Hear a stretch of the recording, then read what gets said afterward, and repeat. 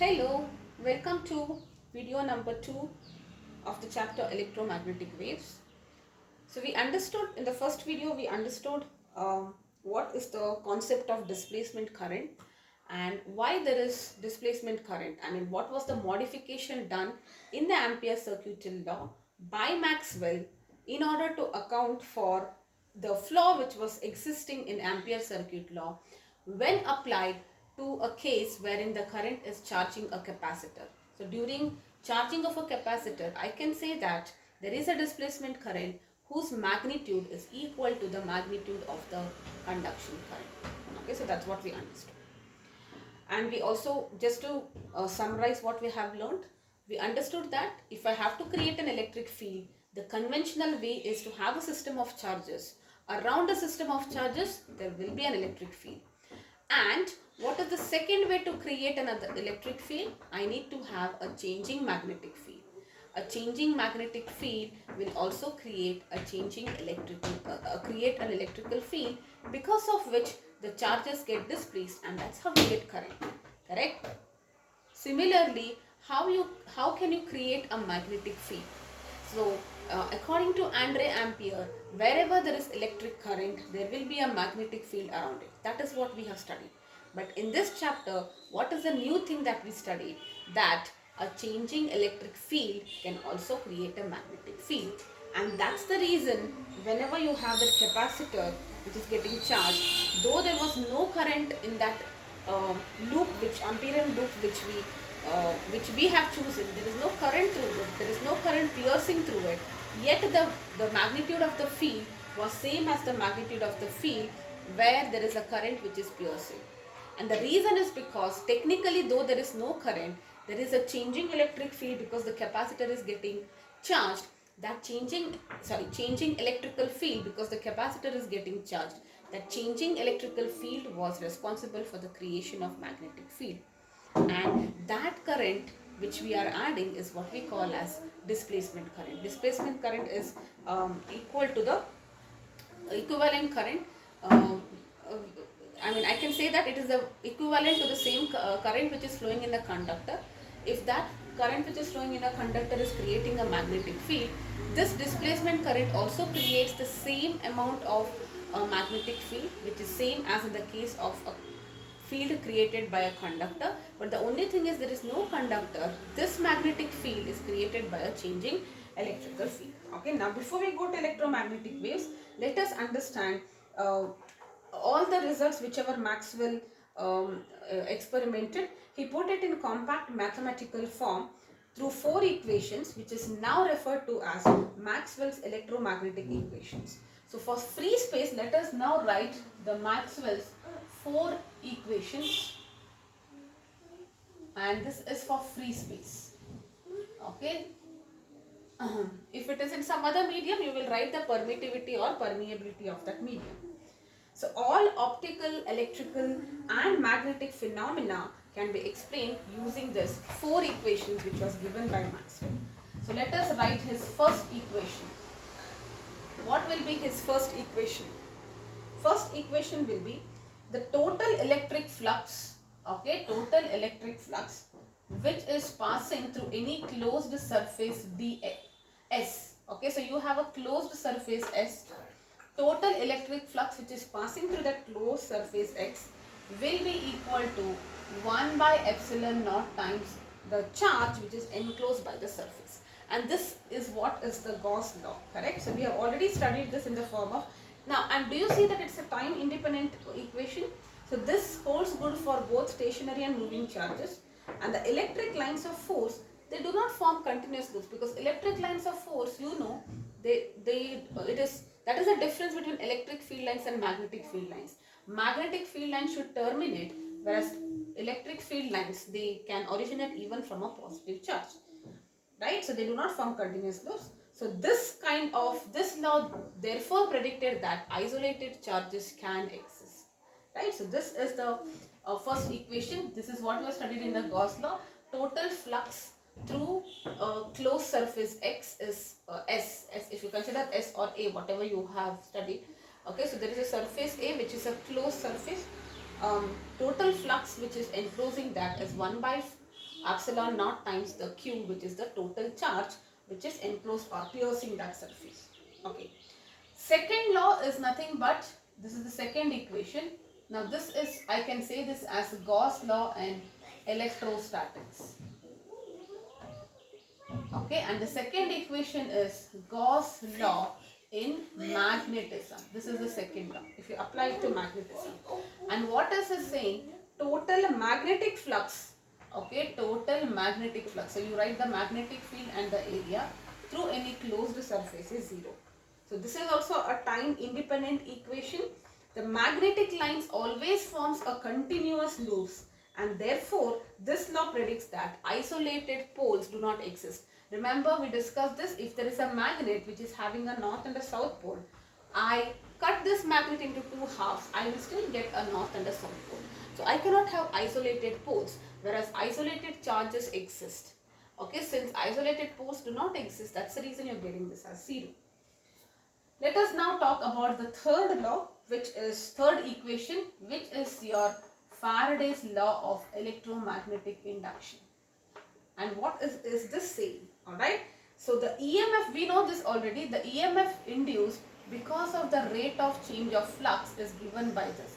The minus sign only indicates, or it considers the Lenz's law, saying that the induced current is opposing the very cause of it. Okay, so I will write it as B here because this is the change in the magnetic flux, okay, or the magnetic field is changed, right? But if you want to write it in the form of Maxwell's equation, you will write it like this: E dot dl is equal to minus d pi by dt. This was the actual Maxwell's, Faraday's equation. If you remember, I told you.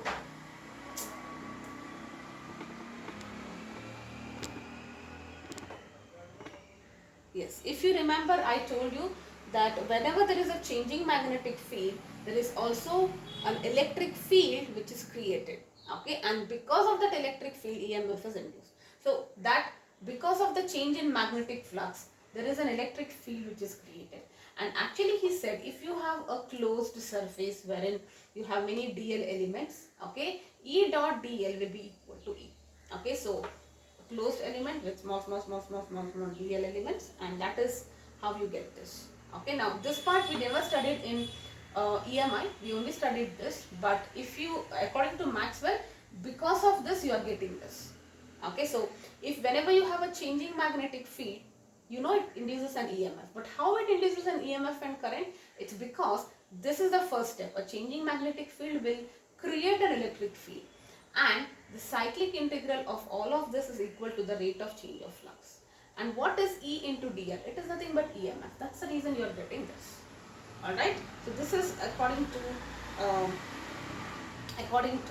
Maxwell, this is how it was. Okay, so actually he gave in this format. So E dl should be equal to d by dt, okay, sorry, 1 minute, d by dt of integral b into ds. So you have a closed surface S, and if the magnetic field is changing there, then whatever changing magnetic field is there, that will also create an electric field. Correct? So this is basically giving you a relationship between the electric field with the changing magnetic field or time varying magnetic field. And the line integral, okay, here we are telling the line integral, and this is, you have to write like this because this is line integral and this is the closed integral, right? The line integral of electric flux around any path, that is nothing but EMF, is equal to the time rate change of magnetic flux through the surface bounded by the closed path. So if you have a closed path and if you are of area S, and if you are saying that the magnetic field there is changing, there is a changing magnetic field because of which flux is changing, so you have a change in flux. And if there is a change in flux, the value of that is equal to the line integral of the field that is created, and this is equal to, okay, so that's what we do. And the fourth one here is about the modified Ampere law, right, which we already studied. This is modified Ampere law. Alright, what it says, the line integral, okay, of magnetic field across a closed path. So we say B dot dl, we already studied this, is equal to mu naught times IC plus ID, where ID is the displacement current. Correct? So I can also write it as IC plus E d pi by d naught. E naught, this is epsilon naught, not E. Epsilon naught d pi by d naught. Okay, and what is this pi? Don't get confused. This is because of the changing electric flux. Right? The changing electric flux is creating a magnetic field. So here it is phi E, whereas here it is pi B, because there is a changing magnetic field. So please do not get confused. Correct? So I can also, now how I can give this? Also I can write it in this format. This is mu naught IC plus E naught into d by d. What is your phi? If you remember, phi is the change of flux. It is E dot integral of electric field dot ds. That is how you define flux, ds cos theta, that's how you do. Correct? So these are the four modified equations, and what is this telling you? Magnetic field can be generated by conduction current also, as well as because of displacement current. Okay? And this time varying electric field gives rise to a space varying magnetic field even if there is no conduction current. That is what it says. Alright, now having understood all of this, let us now understand the concept of electromagnetic waves, which is the core concept or the core part of this chapter. Right? Now, what Maxwell said was, let us consider this. Okay, what Maxwell said was, consider a charge. So this is my charge. It can be plus or it can be minus. There is a charge. For simplicity, let us consider there is one charge. Okay, so there is one charge. Now, and let us say it is oscillating or it is getting accelerated. It is moving. It can move in either oscillated form or it is accelerating. Okay, now let us say this is moving like this. So imagine this to be a charge. Okay, and it is moving like this, or it is moving like this, or it is moving some random path. It doesn't matter. It is either oscillating or it is accelerating. If it is accelerating, then what will happen? There is a charge which is accelerating. Now this, we know whenever there is a charge, we know there is an electric field around it. But if this charge is accelerating, either because it's moving or it is oscillating, there will be a changing electric field. Changing electric field. Do you agree with this? So because the charge, if it was stationary, the field is constant. Because this charge is oscillating with some frequency, let us say it is accelerating or oscillating with some frequency, there is a changing electric field. Correct? Now you know that according to Maxwell, if there is a changing electric field, it will create a magnetic field. So it will create a changing magnetic field which is oscillating. Because every time electric field is there, magnetic field is producing, and that is also oscillating. And if you have a changing magnetic field, do you remember in the EMI, this will create a changing electric field. Correct? And so on. So basically, the oscillating electric field and the magnetic fields, they regenerate each other. Do you agree? Look at the beauty of this. So what are we trying to say?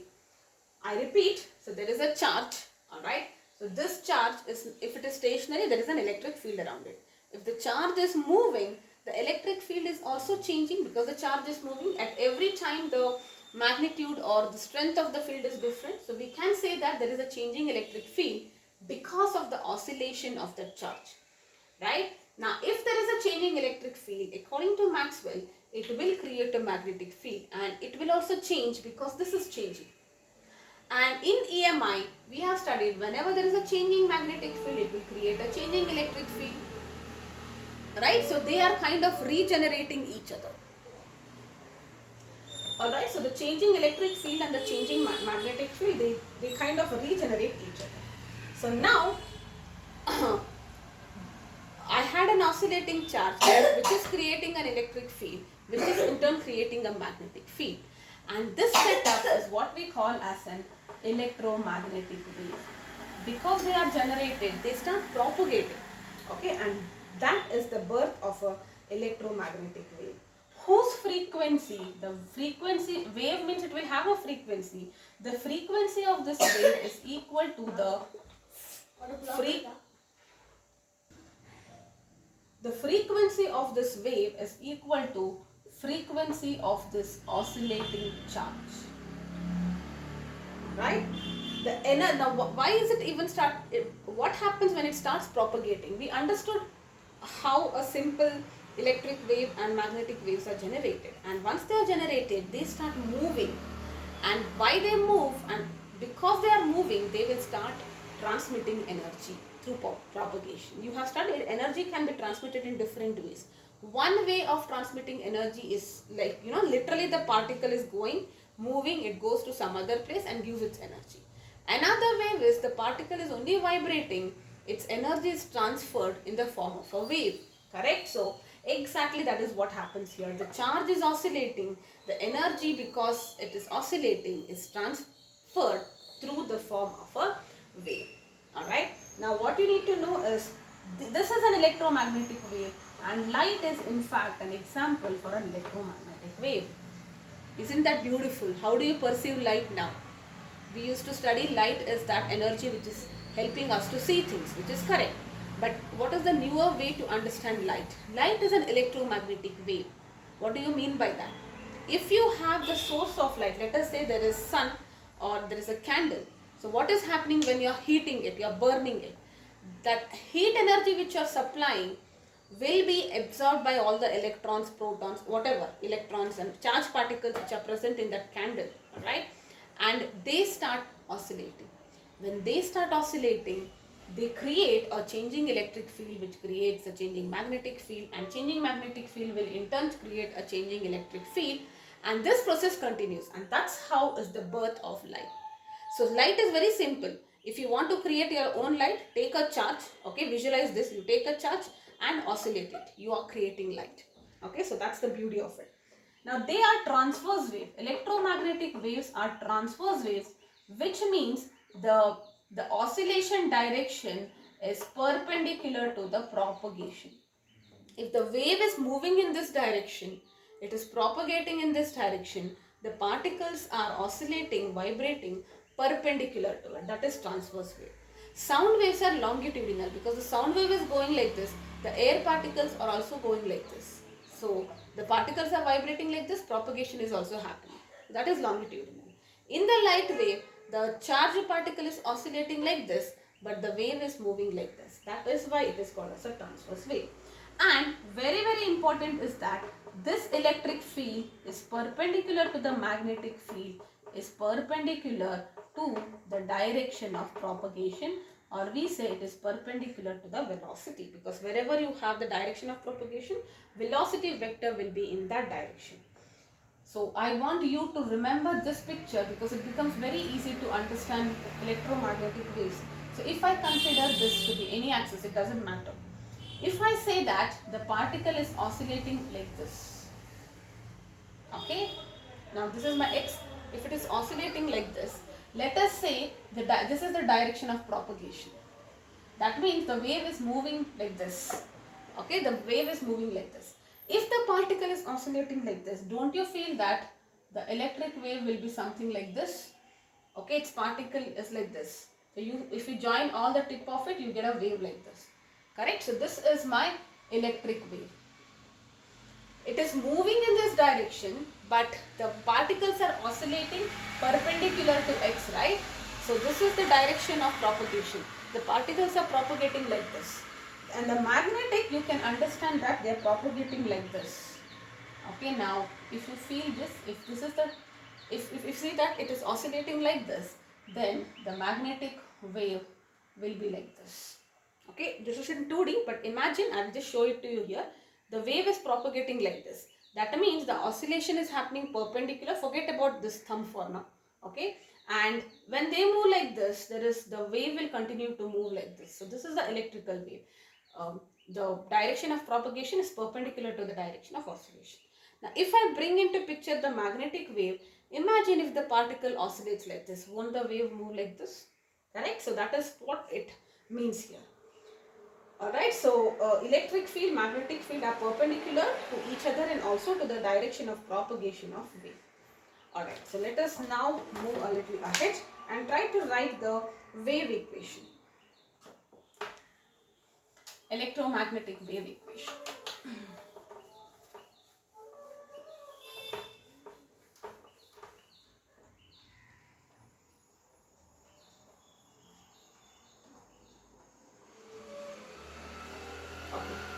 What is this electromagnetic wave equation?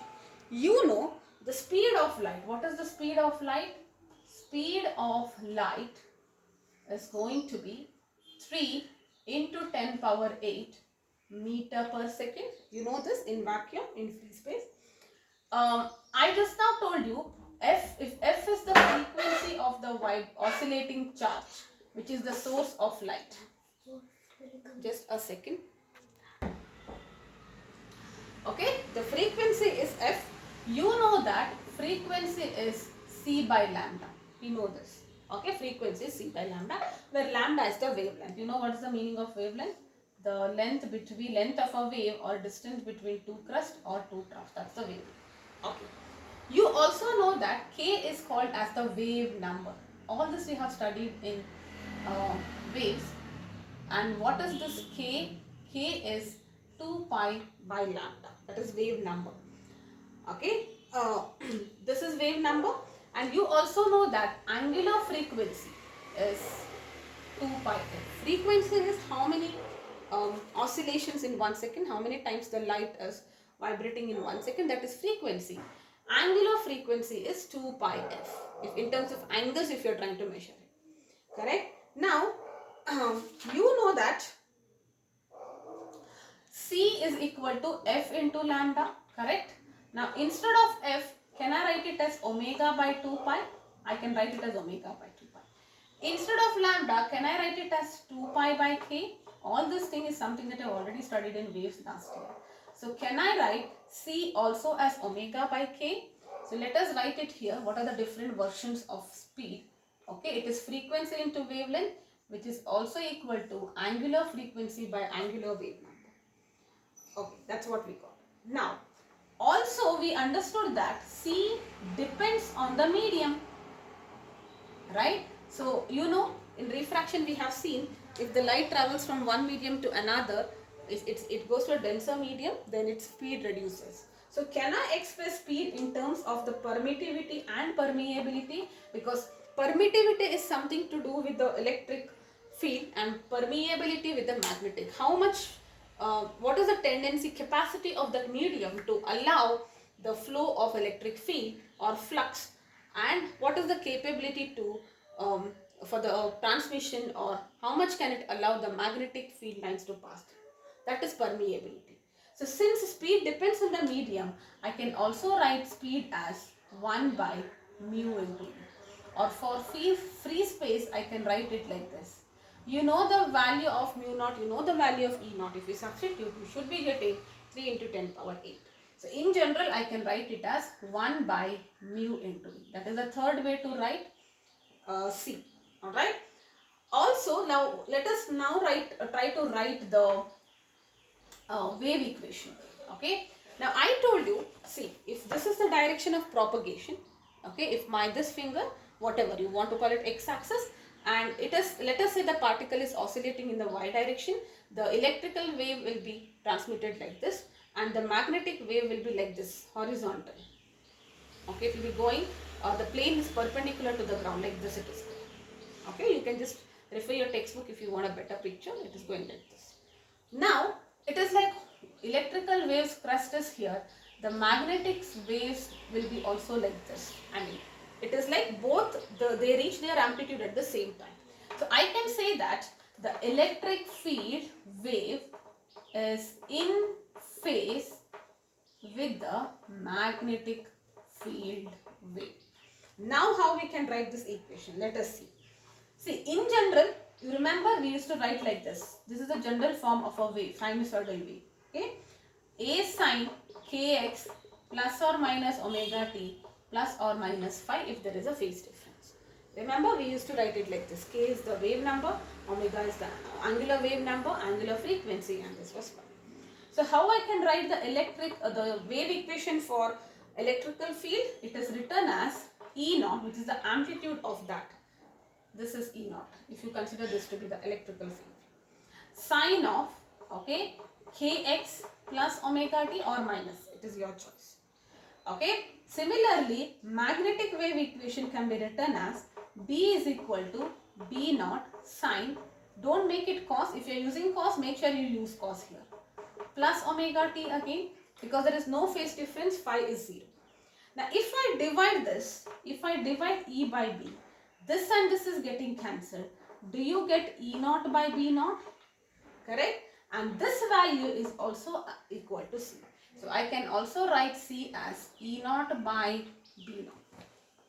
Okay, this is the these are the 4 variations how you can write speed. Speed is F into lambda, omega by K, 1 by mu E root, and E naught by V naught, where E naught is the amplitude of the electrical field wave and B naught is the amplitude of the magnetic field wave. Okay. Now, most important, in the numericals, you know all of them are perpendicular. The electrical field, wave, magnetic wave, and the direction is perpendicular. Remember, see direction. Now, when I say perpendicular, see now it is obvious. This is positive x, positive y, positive z. If it is positive, then it will be positive. But what if it is like this? Okay, so for that reason, there is an easier way, or if it is in some other direction. Ultimately, it has to be perpendicular. I can rotate it in any way I want. Correct? So in general, we say the direction of C is parallel to E cross B and not B cross B. So the simple way to get the direction of propagation is hold. Now you can even try this. Okay, let's try this once, whether this is true. So in my case, this is electrical, this is magnetic, and this is the direction of propagation.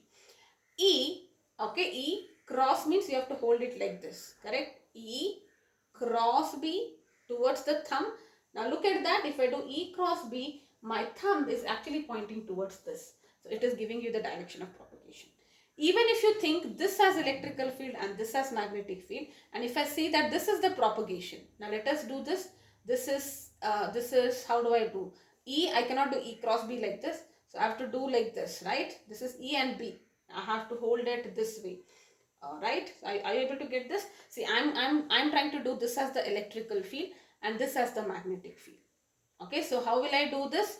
This I will be doing like this, right? So E, no, wait 1 second. Yeah, E cross B like this, right? So E cross B, right? E cross B like this. So this will be the direction of the thumb. So no matter however you do it, always align, take out your right hand, 4 fingers should be in the direction of E, cross it towards B, wherever the thumb points, that will be the direction of this. Okay, so simple way, E like this, E, I have to hold it like this, E cross B, because it's like this will be the direction. Okay, so you know it is perpendicular, but this side or that side, to know that this is the best way. Okay, in numericals it will be helpful to you. Alright, now before we start with the electromagnetic spectrum, you need to know a few terms, that is intensity of light. Okay, so there will be questions from this topic also. So let us now understand the intensity of light. What is this intensity of light? Intensity of light is, in simple words, I might have told you this when we did structure of atom in the grade 11. For light it can be understood as brightness, for sound it can be understood as loudness. But what is the technical definition? Okay, it is the energy transmitted per unit area per unit time. So energy per unit area per unit time. So I can write it as like into 1 by time, right? And this part is nothing but P. So I can also write it as power dissipated per unit area, right? Power per unit area. Okay. And what will be the form of intensity? Formula for intensity is what you need to remember. Intensity of an electromagnetic wave is given as half epsilon naught E naught square into C. And do you remember this? E naught is the amplitude. So I can write this as it is proportional to the amplitude square. Remember in grade 9 you had learnt sound wave and you had understood that the loudness, which is the intensity, is measured as the square of the amplitude.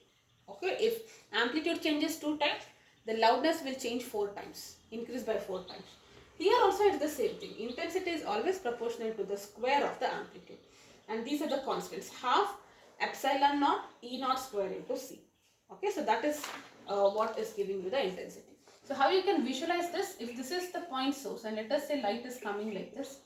Okay, this is the source of light. Now if you put a small unit area here, alright, do you see more number of lines are cutting? Now if you make that small same area here, this is area, unit area. Okay, now when it diverges, maybe it's going out, right? It's coming out like this. Maybe a fewer lines. Let us say I will take some more lines here. And let me see, or maybe I should draw this first and just to tell you. Okay, so you have a point source. Let me say 1, 2, 3, 4, 5, 6. Okay, now if I consider a unit area here and if I consider the same unit area here, okay, and maybe the same unit area here, do you see that the number of energy lines, if there are more lines, that means there is more energy, right? So the same area is becoming lesser with distance, and that's why you see whenever you are near to the source of light, it is bright. As you go away, it is going to be lesser. Let us say it's per unit time and all that. Alright, or if you want to make it bigger, that means there will be same intensity. Alright, for a bigger area, that's what it means. Right, so energy transmitted per area per unit time. So if you are having a unit area, how much of energy is passing through this area per unit time? That is what we call as the intensity, and intensity is proportional to the square. Alright, now there is also something called as energy density. Okay, how much is the energy, what is the density of the energy in a given area? And energy density of the electrical field is also same as the electrical energy because of the magnetic field. And the total energy is given as half epsilon naught E square, E naught square. In terms of field, you can write it as half magnetic field. You will put a mu naught here, alright, and then you will write it as B naught square. This is the total energy associated with the electromagnetic wave. And if you feel this, if you are standing out in the sun, what is happening? See, actually what if I tell you the sunlight is incident on your hand, and the sunlight always exerts pressure, it gives you energy, it transfers momentum also. Now though there is no mass for this light, we still say there is momentum because of for an electromagnetic wave, even though there is no mass, we say there is momentum. Alright, now you may not feel the force at it, you may not feel your hand is moving because the sun ray is there, and the reason is because it is of a very small quantity. Alright, now what happens when sunlight is incident? Your hand is made up of cells, and cells are made up of so many proteins, carbohydrates. They are all made up of carbon, nitrogen atoms, and each atom has got many electrons. So what is happening when sunlight is actually incident on you? These electrons, they take energy and they start moving, correct? And when they start moving, there is force, there is displacement. So that is the force which we are talking about. And there is also a pressure called as radiation pressure, which is the pressure which is because of an electromagnetic wave. If you measure that force which is experienced by your hand, why there is force? Because the energy, the rays, the electromagnetic wave or the light which is incident is making those teeny mini electrons, protons and everything to actually vibrate. Electrons I should say, because protons, I mean if the ion itself oscillates we say that, but let us keep it very simple and talk in terms of electrons. So the electrons vibrate, so it experiences a force, correct? Force per unit area is pressure. So the pressure your hand is experiencing is because of an electromagnetic radiation, is what we call as the radiation pressure. So you only have to know this formula. Okay, intensity is energy transmitted per unit area per unit, right? So its units you can easily calculate, and total energy is this, and the definition of radiation pressure. So before we get into electromagnetic spectrum, let us understand the properties of electromagnetic waves. I will just summarize whatever we have discussed. Point number one, they are transverse in nature. The electric and magnetic fields are perpendicular to each other and also to the direction of propagation. They can traverse, they do not require a medium to travel, so they can travel through vacuum also. The velocity is, the speed is given in different formats, f into lambda, omega by k, 1 by mu into e root, and e naught by b naught, right? The electric field vector E is responsible for optical. Now, electric field vector, if you write E vector, this is responsible for the optical properties of light, like reflection, refraction. We will talk about it in wave optics. Alright? The average energy density is given by this. Half epsilon naught E naught square, or 1 by 2 mu naught B naught square. And the electromagnetic waves will exert a pressure on the surface wherever it is incident. That pressure is called as radiation pressure. Okay. Now, electromagnetic waves, they undergo diffraction, interference, polarization, reflection, refraction, and everything. Alright. The penetration power depends on their wavelengths, and these are the general properties. Okay. Now, having understood this, we will now get into the next topic, which is called as the electromagnetic spectrum.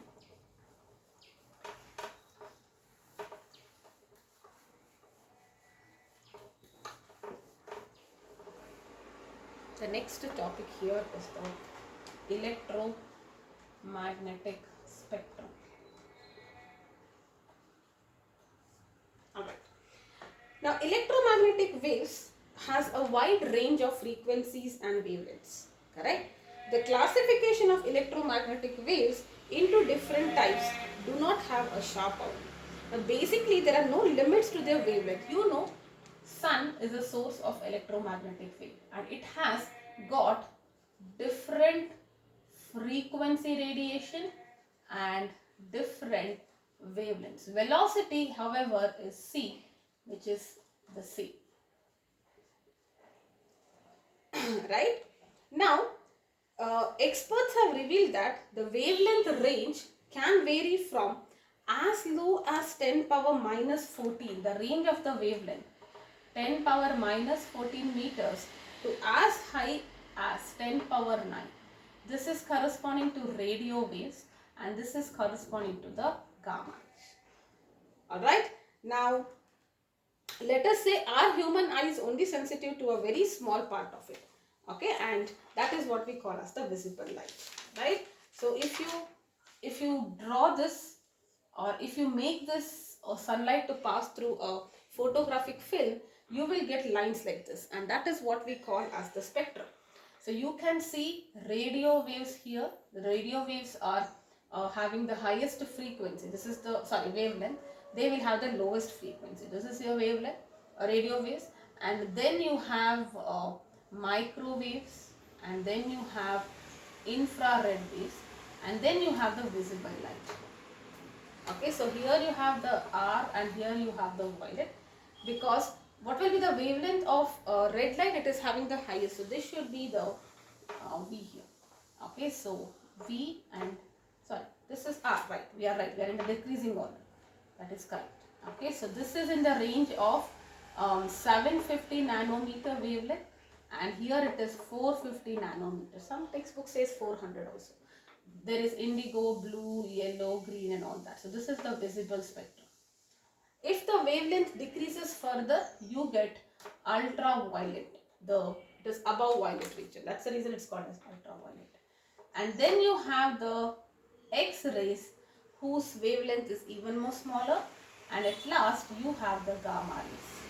Frequency-wise, this is having the highest frequency.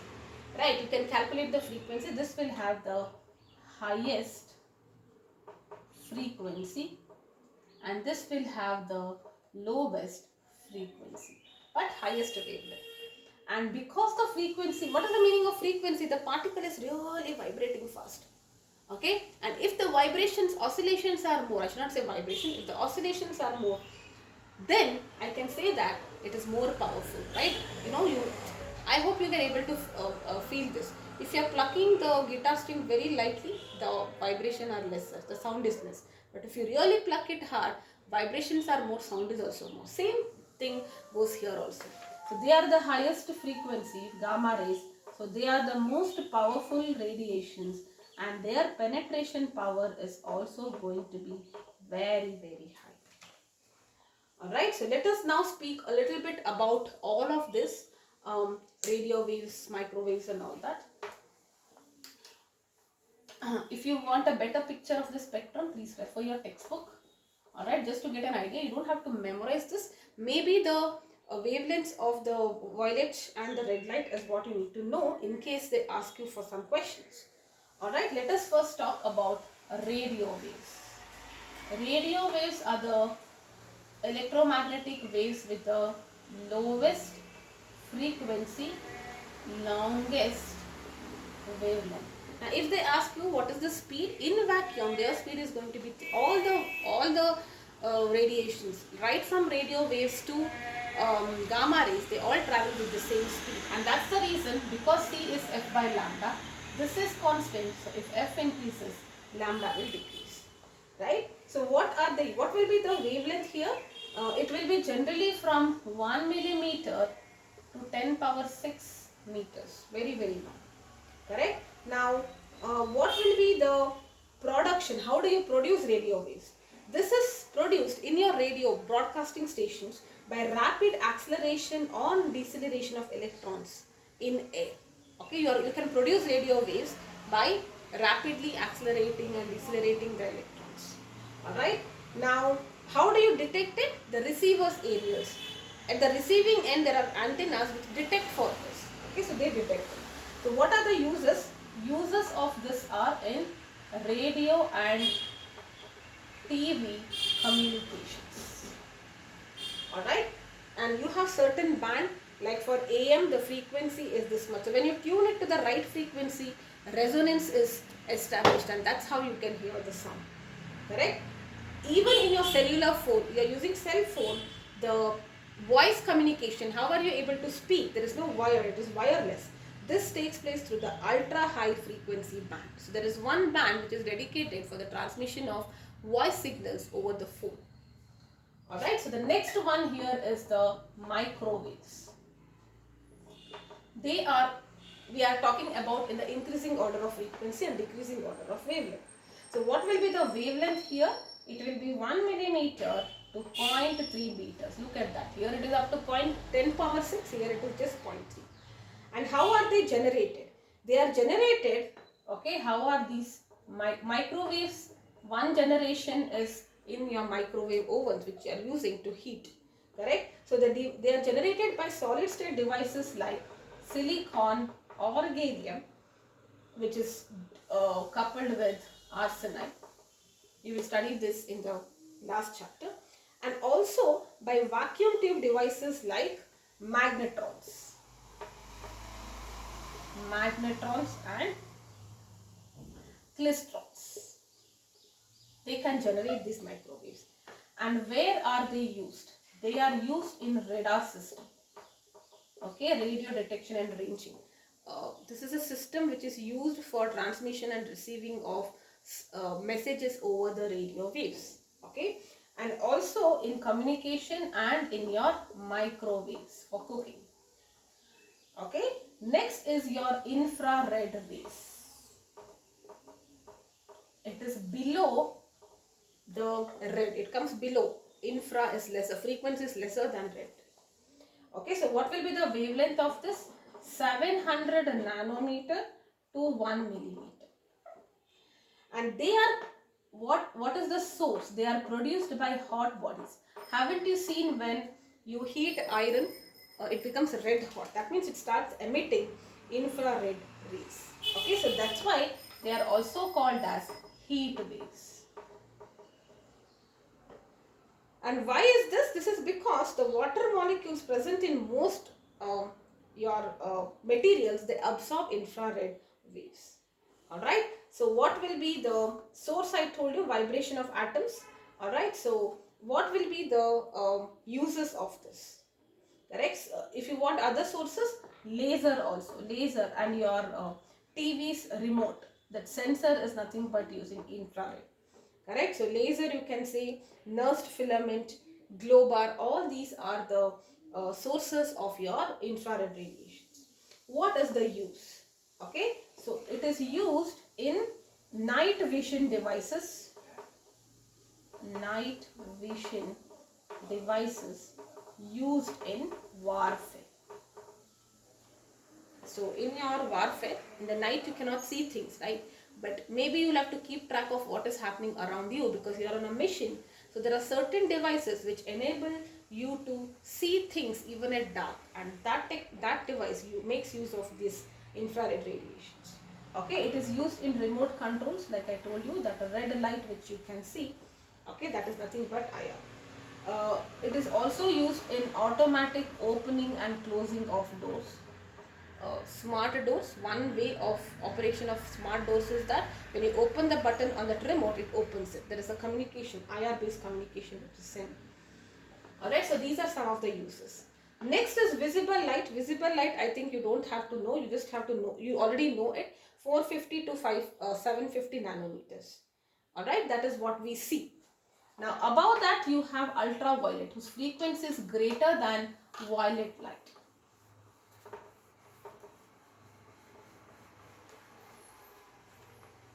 Okay, UV rays. What will be the wavelength? 400 nanometer to 1 nanometer. Look at that, very very small wavelength. Okay, now where are they produced? They are produced by special lamps. Okay, to produce UV rays. It is of course present in the radiations coming from sun, but apart from that you have special lamps to produce UV rays. Sun is an important source, right? UV light of large intensities are quite harmful, and that's the reason you have this ozone layer which is protecting us. Correct? So UV radiation is powerful. It is absorbed by the glass. It can be absorbed by glass. We are talking about penetration. Okay, glass can easily absorb it. Sunburns do not occur if skin is exposed to sunlight through a glass window. So that's why they say if you are directly getting exposed to the sun, the UV rays can penetrate your skin, and it can there is a chance of production of more melanin, and that's why you say that sunburn, suntan and all that. What is that? When UV rays, you are going out in the sun directly. Okay, the UV rays falls, it goes inside your skin, and there is production of more melanin.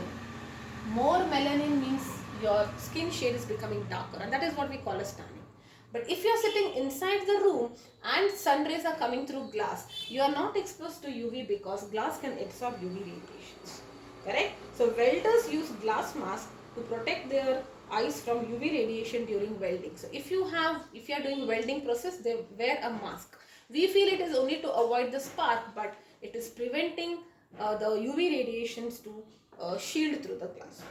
Okay, so what are the uses? Uses are they are used to sterilize surgical instruments, equipments. Okay, they are used to kill germs in water purifiers. Here, all those water purifiers, they say that they make the water pure and all that. They use this UV technology. You might have seen some advertise where they say we are using UV technology to kill the germs and all that. They are used to detect forged documents, fingerprints and all that. Okay, so detection of fingerprints, and even how to detect real gems from false gems, like diamonds and all, right? So how to detect a fake diamond from a real diamond? You can use UV rays, because each pure material has a specific property. It has the specific absorbing capacity. If it is not real, then it will be different. So that is how you use to test. Alright. They are also used in LASIK surgery. Remember this? Did you study this? This is eye surgery. Correct? In order to treat all of this, the whatever radiations you use, it is nothing but UV rays. Alright. Let us now move to X-rays. They are more powerful, right? Wavelength is smaller, 1 nanometer to 10 power minus 4 nanometers. Wavelength, the waves are becoming shorter and shorter, frequency is becoming higher, correct? These rays are produced due to inner electron. Now, who is responsible? The inner electron, which is close to the nucleus. Inner electrons. Another source is to bombard a metal with a high energy electrons. One more rays, how do they produce X-ray in all your medical laboratories? So you have a metal target, you bombard a high energy radiation. High energy radiation, and it will give rise to X-rays. Okay. Now, though they are dangerous, they can penetrate through your skin, right? You know this. They cannot penetrate through the bones. They can penetrate through your skin, and that's why it is used for diagnostic purpose. If you know a bone fracture, it will give you an image of it. Correct. It is also used to study crystal structure. How is the crystal looking like? Internals of it. All that can be studied using X-rays. Okay, and the most powerful ones are your gamma rays. Lowest wavelength, highest frequency. Wavelength is between 10 power, now this was 10 power 4 nanometer minus 4, 10 power minus 10 to 10 power minus 14 meters. Okay, where are they produced? They are produced in nuclear power stations. That's why people who work in nuclear power stations, where uranium is bombarded with neutrons, it splits into smaller elements, giving you high amount of energy which can be tapped, made to you run a turbine, and that's how you can generate power. But at the same time, it gives lot of gamma rays which is harmful. Okay, and it can, that is what the other way is radioactive nuclei. Any of the radioactive element, the F block elements, all of them are radioactive. That means their nucleus, when they disintegrate to give you smaller elements, they will emit gamma radiations. Now this is very, very powerful. Okay, so but at the same time it is useful also. It is used to treat cancer mainly. See, it has a bad effect in the sense, if you are exposed, it can cause cancer, right? Mutation in the gene. At the same time, if you are able to control, it is like, let me put it this way, television. You say there are good uses of it, or mobile phones. If you use it constructively, maybe you can use it for online classes, learn something new, okay, reach out to people and all that. But if you use it in a different sense, like a negative sense, you may get addicted, you might see how to do wrong things using phone and all that. So same thing here also. Constructive use, destructive uses, of course, if you are exposed to gamma rays, you will get cancer, because it allows the mutation of the genes. It creates mutation of the genes. Whereas the same gamma rays is used to treat cancer. You only target it to the cancer cells. It can kill those cancer cells. Correct? Also for this to keep the surgical equipment sterile. All right. To preserve fruits and vegetables. Nowadays they use gamma rays in the food industry to preserve food and vegetables. All right. So these are some of the uses of gamma rays. Alright, so before we conclude, maybe I will take up 1 or 2 questions, and this chapter is complete. Okay, so 2 questions, and I believe this should be complete. Alright, look at that. So a parallel plate capacitor, okay, a parallel plate, this is talking about the first part of the chapter, displacement current and all that, with the plate area. So plate area is A, and separation between the plates D. Okay, separation between plates is equal to D. Okay, is charged by a constant current. This capacitor is charged by a constant current of I. Okay, consider a plane surface area. So you have to consider a plane surface area of A by 2 which is parallel to the capacitor drawn symmetrically between the plates, which is exactly in symmetry with the plates. That means it is exactly at the midpoint. You have to find the displacement current through this area. Okay. So let us visualize this. So this is a capacitor whose area is A. Alright. Now the separation is D. That is what is given. Now exactly at D by 2, you are visualizing a small area whose area is A by 2. Okay. This you have to find the displacement current in this area, through this area. Okay. So what is this area? A by 2, and the distance here is D by 2, because they are talking about symmetry. That means it's exactly. Alright. So let us first calculate what will be the charge on this capacitor, because it is charged by a current. Charge Q is equal to I into T. Charge is current into area. Correct? Now, for the same time T, what will be the electrical field? Because it is getting charged, there are charges here. When you connect it to a current I, it is getting charged, right? There is charge. Now that charge will create a field, correct? So what is the electric field at time instant T? Electric field is nothing but sigma by epsilon naught. You know this. And sigma is the current density, which is charge by area into epsilon naught. And what is charge is IT. IT by AE naught. Okay. Now, do I want this? I actually want the electric flux. So what will be the electric flux through this area? Through this area A. Correct? So what will be the electric flux? No, not through this area. We want flux here. Correct? So through the area A by 2 is what we are interested. What is this electric flux? Electric flux is electric field into area which is perpendicular, and it is perpendicular. We can see that. Correct? So what is it now?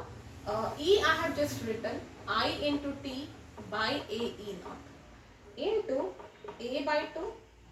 Right? A by 2, A and A gets cancelled out. So you get it as IT by 2 epsilon. And what is your displacement current?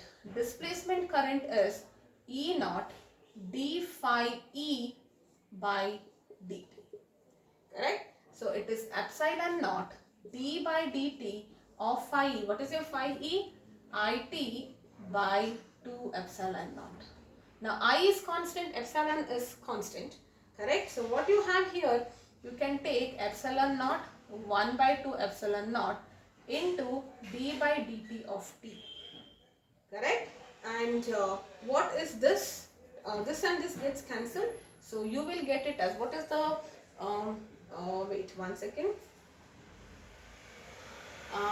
Wait, 1 by 2 epsilon naught into I by 2. Okay. Okay, so this is nothing but this, and what is the differentiation of t? It is 1, right? T power 1, same thing, it's 1. So this is I did not take I by 2, correct? So this and this will be getting cancelled, so that is how you get it as I by 4. Okay, 1 by 2 pi epsilon naught into I by 2 it will be, right? So I by 2 into 2 will be I by 4. Alright, yes. Alright, let's take up one more question.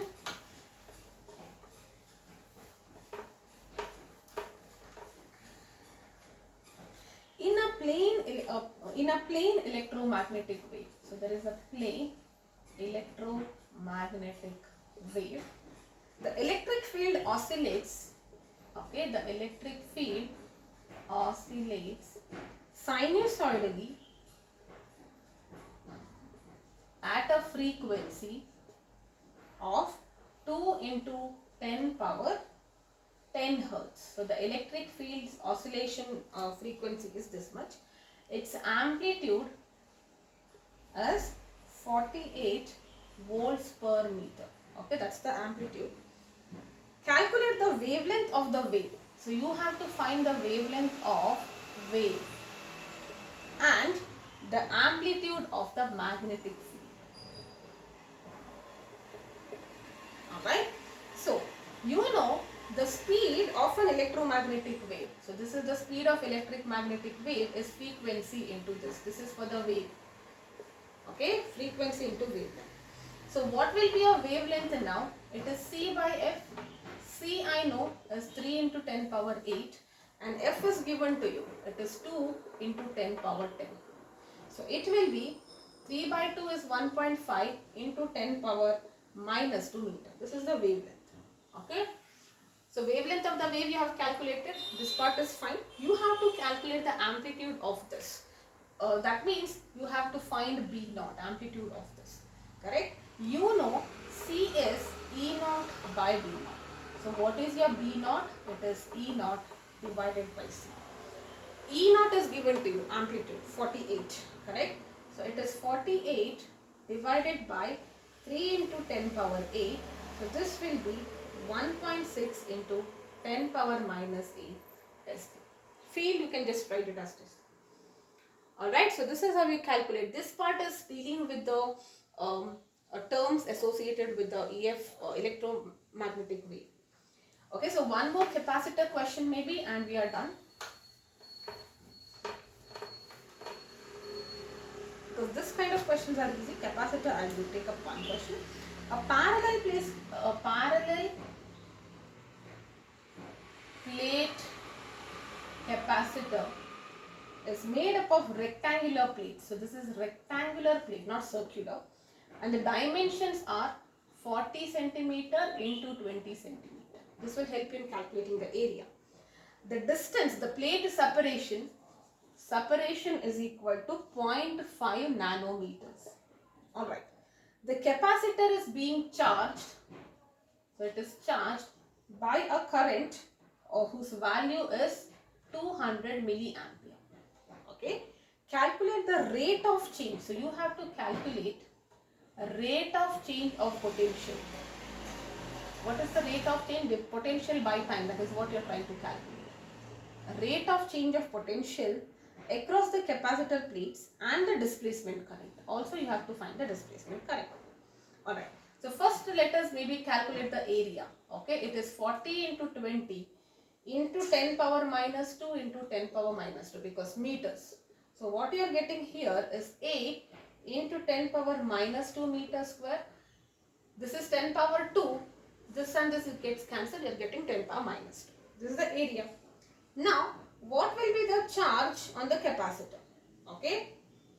So charge on the capacitor Q will be C into V. You know charge is Q is equal to CV. Let us now understand how do you calculate the conduction current. It will be easier because I can calculate IC. Right. So you know that IC is dQ by dt. And what is Q? Can I write Q as C into V? So it is d by dt of CV. Capacitance is fixed for a given capacitor. So d by dt into V. And this is what exactly I have to calculate, right? The rate of change of potential. That's what exactly I want. So what will be dV by dt now? Because this is what I want. Isn't it IC by C? Correct? Now, do I know C? I don't know C. But I can write C in terms of epsilon naught and area. You have studied this in capacitor. It is E naught A by D for a parallel plate capacitor. Correct? So, conduction current I know. Okay, 200 into milli. So, it is 10 power minus 3 divided by epsilon naught. Value is, what is the value of epsilon naught? D is given to you, distance is 1 by 2. Correct? So, yeah, it will be 8.854 into 10. Oh, epsilon naught is 0.5, right? Okay, D will come on the top. Correct? D will come on the top. So, it is 0.5 nanometers or millimeters. I think it's millimeters. Sorry, yeah, millimeters. Okay, so 10 power minus 3. 0.5 into 10 power minus 3 is what you get. Epsilon naught. Okay, 8.854 into 10 power minus 12 into area, which is 8 into 10 power minus 2. That's how you get the rate of change of potential. It comes out to be 1.41 into 10 power 8 volt per second.